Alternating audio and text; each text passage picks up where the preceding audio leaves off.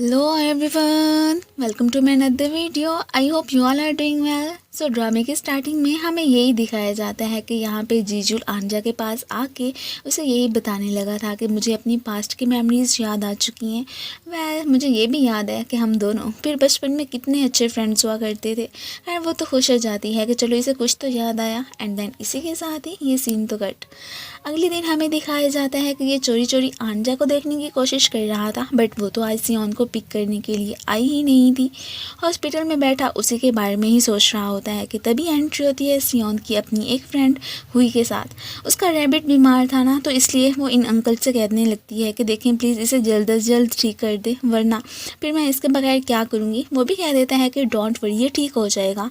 अब यहाँ पे जीजुल नोट करता है कि जैसे हुई ना सियोन से नाराज़ है, उससे बात नहीं कर रही है। जीजुल यहाँ पे हुई से यही कहने लगा था कि तुम्हारा रैबिट ठीक हो जाएगा, सो थोड़ी दिनों के बाद इसे आके ले जाना। खैर वो भी इन्हें गुड बाय कहती हुई चली जाती है। सियोन की तरफ तो देखती तक नहीं। अब बाद में वो देखता है कि ये बेचारा तो काफ़ी अपसेट बैठा हुआ था, सो इसके पास आके रीज़न पूछने लगता है कि तुम्हें क्या हुआ है। तो सियोन उसे बताता है कि हुई मुझसे बहुत ज़्यादा एंग्री है। कुछ अर्सा पहले उसने मुझे गिफ्ट दिया था, मुझे याद नहीं है कि वो कौन सा था, और इसी बात की वजह से ना वो मुझसे इतना ज़्यादा गुस्सा कर रही है ना कि मुझसे बात तक ही नहीं कर रही। इवन कि उसने अपने फ्रेंड्स भी न्यू बना लिए हैं। ये बेचारा बहुत परेशान होता है। उससे भी कहने लगा था कि अब मैं क्या करूँ, कैसे करके उसे मनाऊँ, वो तो मेरी कोई बात सुन ही नहीं रही है।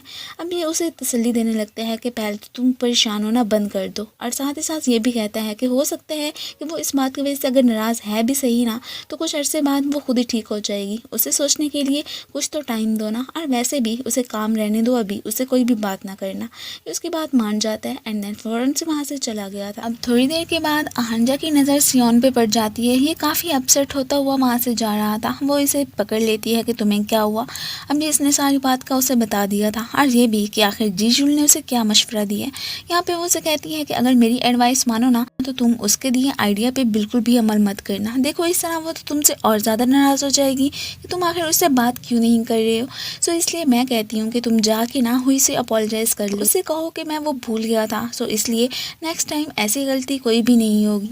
ये भी कह देता है कि ठीक है, मैं आपका ही कहा मानूंगा। अब थोड़ी देर के बाद रोता हुआ जीजुल के पास पहुँचता है कि देखे ना, मुझे फिर आहंजा ने ना बहुत ही उल्टा मशवरा दिया था, मैंने आपकी एक भी नहीं मानी, और जाके फिर उससे सॉरी बोलने लगा कि मुझे माफ़ कर दो, बट ना वो मेरी कोई भी नहीं सुनने वाली है, इवन कि बस मुझे इग्नोर ही किए जा रही है।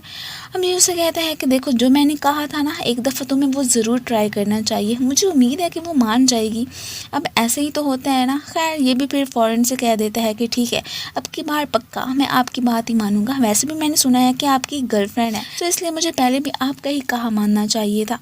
खैर अब थोड़ी देर के बाद जैसे ये काम पे जाता है ना, तो कोइंसिडेंटली इसकी मुलाकात आहंजा से हो जाती है। वो इसे कोई बात तो करना चाह रहा था, बट ऊपर से लीसंग की एंट्री हो जाती है। खैर उसके आते ही ये तो वहाँ से चलता बनता है।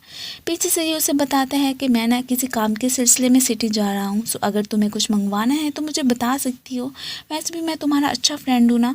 वो फिर यहाँ पे स्माइल करने लगती है, और इसे ये भी कहने लगी थी कि नहीं मुझे कुछ भी नहीं मंगवाना, सो तुम बिना चिंता के ना यहाँ से जा सकते हो, वैसे भी मुझे किस चीज़ की कमी है। वो भी फिर इसे अपना पीछे से ध्यान रखने का कह के स्माइल करता हुआ वहाँ से चला जाता है। दूसरी तरफ हमें फिर जीजुल को हॉस्पिटल में ही बैठे दिखाया जाता है। यहाँ पे वो अपने फ्रेंड से बात करने में ही बिजी था। उसे बता देता है कि मुझे ना पहले पता ही नहीं था कि यहाँ पे मेरी एक फ्रेंड भी है। खैर अब तो पता चल गया। वो ये सुनकर सरप्राइज एंड देन उससे पूछने लगते हैं कि क्या तुम्हारी फ्रेंड प्रीति है। खैर ये तो उसकी बात को इग्नोर करता हुआ यहाँ पे उसकी कॉल डिस्कनेक्ट कर देता है। अभी फिर बैठा ही होता है कि तभी फिर हुई भागती हुई इसके पास आती है कि देखे ना, मुझे अभी अभी सियोन का मैसेज मिला है, वो मुझसे कोई भी बात नहीं कर रहा, इवन के यहाँ पे मुझे छोड़ के ही चला गया। ये सब देख के वो परेशान भागा भागा फिर पुलिस स्टेशन पहुँचता है कि देखे सियोन गायब हो गया है, सो इसलिए हमें उसे ढूंढना चाहिए। अब तो इसकी हेल्प करने के लिए आहंजा इसके साथ ही आती है। अब जब उसे पता चलता है कि इसी के कहने के मुताबिक ही ना वो फिर हुई की नज़रों से दूर हुआ है, तो वो इस पर गुस्सा करने लगती है कि आखिर एक बच्चे को ऐसा मशवरा देने की क्या ज़रूरत थी। ये कहता कहता है कि मैंने देखो उसे ये तो नहीं कहा था ना कि घर छोड़ के ही चला जाओ, मैंने तो बस इतना ही कहा था कि तुम बस अभी फ़िलहाल के लिए हुई से अपने सारे कॉन्टैक्ट्स बंद कर दो, फिर देखते हैं कि वो तुम्हारी कितनी परवाह करती है। दोनों अब इससे पहले कि मज़ीद कोई बहस करते हैं इतने में फिर आहंजा को कॉल आ जाती है कि हमें ना सियोन का पता चल गया है कि वो कहाँ पे है, सो आप लोग जाके उसे ले आओ।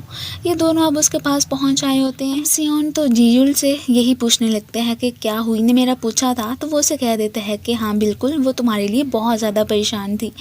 अब ये सब सुन के ना ये तो बहुत ज़्यादा खुश हो जाता है एंड देन इसे थैंक यू कहने लगा था कि आपका दिया आइडिया तो एकदम काम का ही निकला ना। अब तीनों मिल के घर जाने लगते हैं। अब ये उसे ड्रॉप करके जैसे ही वापस आती है ना तो सामने से यही खड़ा हुआ था। ये यहाँ पे इसका हाथ पकड़ के यही कहने लगता है कि प्लीज़ मुझे माफ़ कर देना कि मैं वो सारी मेमोरीज़ याद ना कर सका जो कि बचपन में हमने साथ ही बिताई थी। अब यहाँ पे इसने उसका हाथ पकड़ा था। ये सब देख के ना आंजा को तो बहुत ही अच्छा लगता है। वो तो ऑलरेडी उसे माफ़ कर चुकी थी। अब नेक्स्ट डे हमें फिर दिखाया जाता है कि ये तो पुलिस स्टेशन में ना एक साइकिल को ये बार बार देखे जा रही होती है। दूसरे भी हैरान होते हैं कि इसे हो क्या गया। साथ ही साथ स्माइल भी करने लगी थी। तभी हमें पास्ट में दिखाया जाता है कि इसके पास ना वापस जाने के लिए अपनी साइकिल तो थी ही नहीं, तो इसे रोक के ना फिर जीजुल ने अपनी साइकिल ही दे दी थी कि तुम इस पे जा सकती हो। और साथ ही साथ इसने अपना ख्याल रखने का भी कह दिया था। और उसका ये गेस्चर आंजा को बहुत ज़्यादा पसंद आया होता है। इधर ये काम पे आया ही था कि तभी कुछ आंटीज़ की ना गॉसिप सुनने लगता है। अब इसे पता चलता है कि जो पास वाले गांव की एक और आंटी है ना, जो कि वुमेन एसोसिएशन की प्रेसिडेंट है, वो आंजा के बारे में बहुत बुरी बातें कर रही थी। और उस दिन मीटिंग में भी ना उसने उस बेचारी का बहुत बुरा हाल कर दिया था।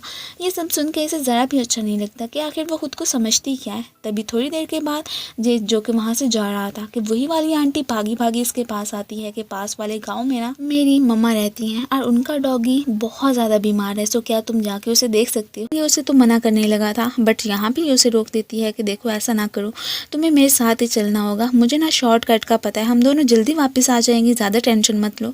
यहाँ पे हैरान हो रहा होता है कि यही तो आंटी है ना जो कि तुम्हारे बारे में इतना बुरा भला कहती रहती हैं, फिर भी तुम उसकी साइड ले रही हो। खैर इसे लेकर जाने लगी थी। वो रास्ते में इसे कहती है कि देखो अब हम जैसे समझते हैं ना वैसे तो कुछ नहीं होता ना, वो आंटी दिल की बहुत अच्छी है, बस ऊपर ऊपर से ऐसे ही कह दिया करती हैं, सो इसलिए तुम्हें मेरे लिए ना परेशान होने की कोई भी ज़रूरत नहीं है। अब यहाँ से जाते जाते इतना ज़ोर का जंप लगता है, इस बेचारे का सर तो गाड़ी में ही टकरा गया था। ये देख के यहाँ पे आंजा तो स्माइल करने लगती है। दोनों फिर उन ग्रैंडमा के पास पहुँच आए होते हैं उनके डॉगी का इलाज करके। अब फिर ये वापस से जाने लगे थे। जैसे ये ग्रैंडमा को गुड बाय कह के जाने लगती हैं तो उन्हें ये खाने के लिए कुछ दे भी देती हैं। ये देख के ये बहुत ज़्यादा खुश हो जाते हैं। फिर बाद में जब इनकी नज़र गाड़ी पे पड़ती है तो उसका टायर तो पंक्चर हो चुका था। ये परेशान हो जाते हैं कि अब हम क्या करेंगे।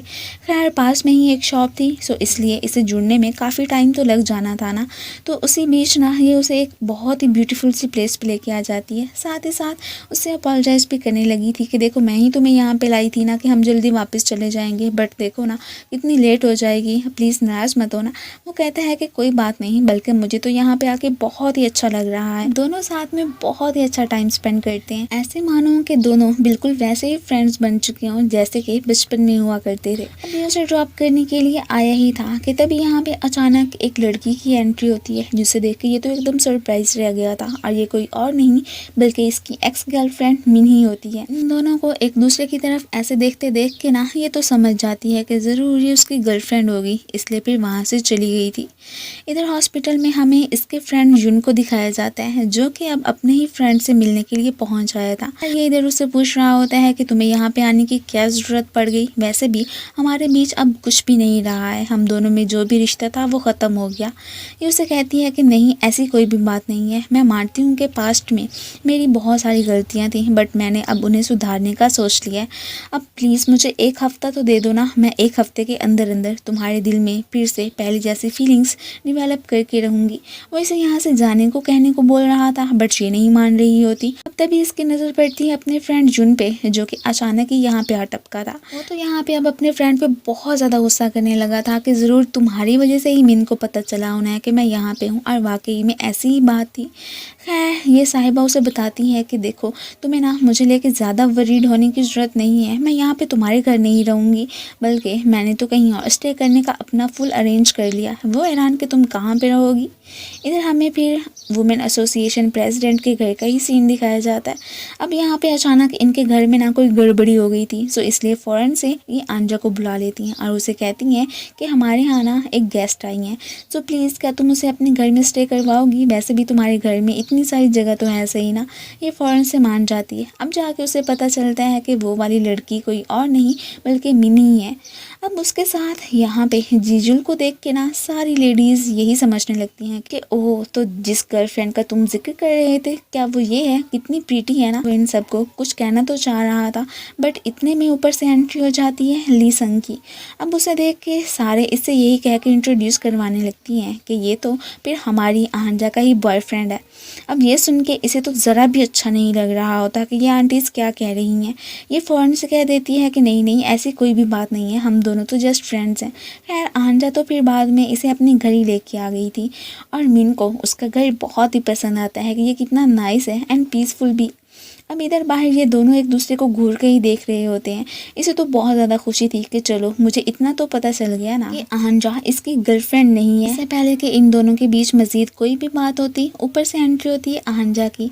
अब ली संग तो उसे जल्दी से वहाँ से लेके जाने लगा था कि मैंने तुमसे इम्पोर्टेंट बात करनी है। दोनों ही बाहर आ गए थे।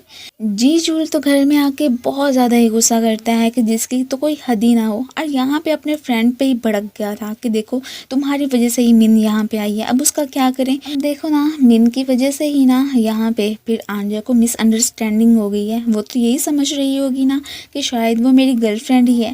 खैर अब इसने एक फ़ैसला कर लिया था और वो ये होता है कि अब फ़ौरन से मिलने के लिए इन दोनों के पास ही पहुँच आया होता है एंड देन इसके क्लोज आके यही कहने लगा था कि आंजा प्लीज़ तुम गलत मत समझना, मिन मेरी गर्लफ्रेंड नहीं है।